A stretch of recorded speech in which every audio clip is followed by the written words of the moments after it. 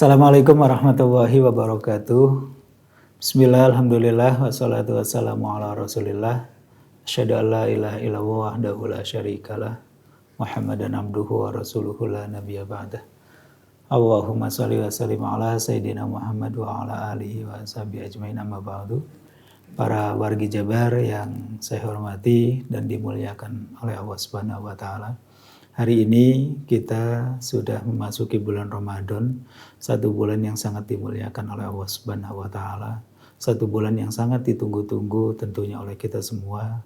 Karena ketika kita menunggu bulan Ramadan, kita menyambut gembira bulan Ramadan, maka apa yang telah dijanjikan oleh Allah, yang telah disabdakan oleh Rasulullah Muhammad SAW, bahwa ghufira lahu ma taqaddama min dzanbi, itu tentunya menjadi harapan kita bersama, bahwa Allah akan mengampuni dosa-dosa kita, dosa-dosa yang sudah lalu, itu juga menjadi harapan besar kita.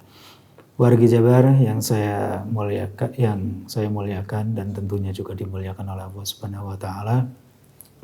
Dalam rangka mengisi bulan Ramadan ini, tentu kita harus menyiapkan diri dengan semaksimal mungkin.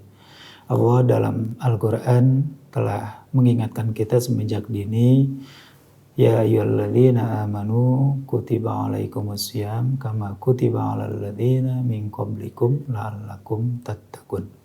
Ayat ini menurut saya menjadi sangat menarik karena ayat ini mukhatabnya itu walaupun ditujukan kepada kita, tetapi kemudian ada bahasa atau ada redaksi min qablikum. Jadi puasa itu sejatinya itu tidak hanya diperintahkan kepada kita, kepada umat Nabi Muhammad SAW.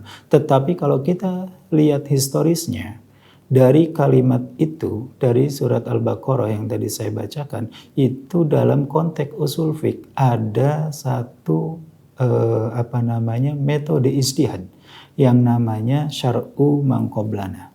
Syar'u man qablana ini dalam konteks usul fiqh dikenal menjadi sebuah syariat yang telah oleh Allah berikan dan itu berlaku untuk umat-umat yang sebelumnya, dan sekarang ketika kemudian masih dilaksanakan oleh umat selanjutnya, maka itu juga menjadi boleh.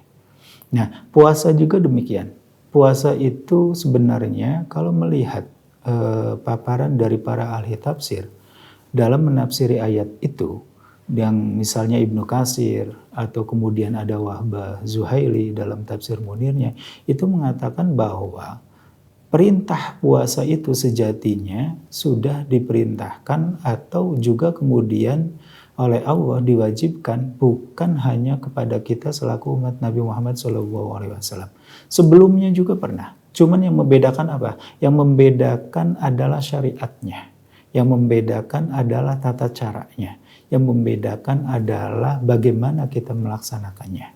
Ketika kita hari ini disyariatkan untuk berpuasa sebulan penuh, tetapi berbeda dengan umat-umat yang lainnya.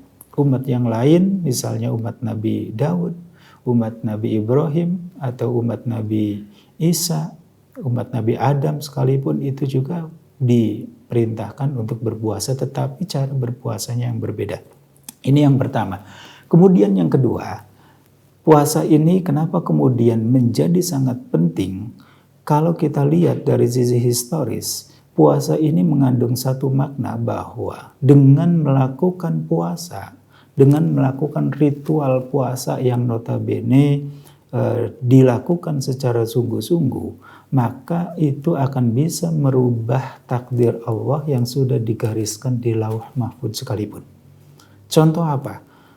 Satu historis ini dalam kajian tafsir diceritakan Nabi Ibrahim itu ketika kemudian ditangkap oleh Raja Namrud dan kemudian mau dibakar. Nabi Ibrahim sebagai seorang manusia, walaupun Nabi dan Rasul, tetap ada kegalauan, ada kesedihan yang kemudian curhat ke Allah. Apa yang harus saya lakukan? Nah kemudian Allah, singkat cerita, Allah apa yang diperintahkan kepada Nabi Ibrahim? Allah menyuruh untuk berpuasa. Allah menyuruh untuk berpuasa dan kemudian kata Allah, nanti setelah kamu berpuasa kamu akan merasakan apa yang yang mustahil terjadi, tetapi itu menjadi tidak mustahil. Dan ternyata apa? Ternyata ketika Nabi Ibrahim saat itu dibakar, yang notabene api sejatinya adalah panas, itu menjadi tidak panas dengan satu dalil yang kemudian masyhur dalam ayat Qul ya naru kuni bardan wa salaman ala Ibrahim. Nah, ini api itu kalau misalnya kita mau coba-coba kemudian untuk megang api dengan bacaan itu ya tetap aja panas gitu. Nah, inilah yang notabene maksud saya bahwa dengan melakukan ibadah puasa itu hal-hal yang tidak mungkin terjadi pun itu bisa menjadi mungkin. Satu lagi kisah yang kemudian juga diceritakan misalnya Nabi Nuh. Nabi Nuh dalam dakwanya itu menjadi nabi yang notabene dakwahnya itu agak susah. Artinya kenapa susah? Karena dakwahnya itu tidak bisa diterima oleh orang-orang terdekatnya. Sampai anak dan istrinya pun itu juga tidak mengikuti apa yang disampaikan oleh Nabi Nuh. Nah, ketika menghadapi umat yang demikian, Nabi Nuh kemudian juga curhat. Kalau kita bahasa terjemah dengan bebasnya, curhat kepada Allah apa yang harus dilakukan. Nabi Nuh kemudian diperintahkan oleh Allah untuk berpuasa. Apa yang kemudian setelah Nabi Nuh melakukan puasa beberapa hari, Allah berfirman kepada Nabi Nuh untuk membuat perahu. Saat itu mungkin logikanya susah dicerna untuk apa perahu itu. Tapi ternyata setelah perahu itu jadi ada satu bencana yang notabene luar biasa yang orang kemudian bisa terselamatkan melalui perahu tadi. Nah, disinilah yang bisa kita garis bawahi hari ini dalam konteks menuju ketakwaan sebagaimana yang kemudian disampaikan dalam ayat tadi la'allakum tattaqun, itu sejatinya puasa yang harus kita lakukan adalah puasa yang bukan hanya secara fikih, tetapi puasa yang kemudian kita lakukan adalah puasa yang juga memperhatikan amalan-amalan lain, amalan-amalan sunnah yang juga bisa kita lakukan di dalamnya. Sehingga pada akhirnya puasa kita sebagaimana yang mungkin juga pernah disampaikan oleh yang lain, puasa kita itu seperti dianalogikan puasanya seekor ulat. Yang notabene ketika berpuasa dari makhluk yang sangat menjijikan dengan berbagai nafsu yang dimilikinya, dia bisa memakan segala daunan dan lain-lain, bahkan bentuknya juga menjijikan. Tetapi ketika melalui proses puasa yang sungguh-sungguh, pada akhirnya kemudian dia berubah menjadi makhluk yang notabene sangat cantik, indah, dan juga rata-rata disenangi oleh semua orang. Dan bukan hanya itu, dengan efek atau dampak positif yang setelah dilakukan setelah puasa, maka kemudian dia makanannya juga menjadi berubah. Bukan lagi makanan apapun yang dimakan, tetapi kemudian dia makanannya adalah selektif. Makanannya apa? Makanan-makanan yang terbaik, yakni makanan halal dan thayyibah.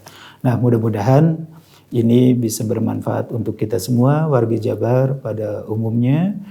Mudah-mudahan ada manfaatnya. Sekali lagi untuk kita, mohon maaf atas segalanya. Assalamualaikum warahmatullahi wabarakatuh.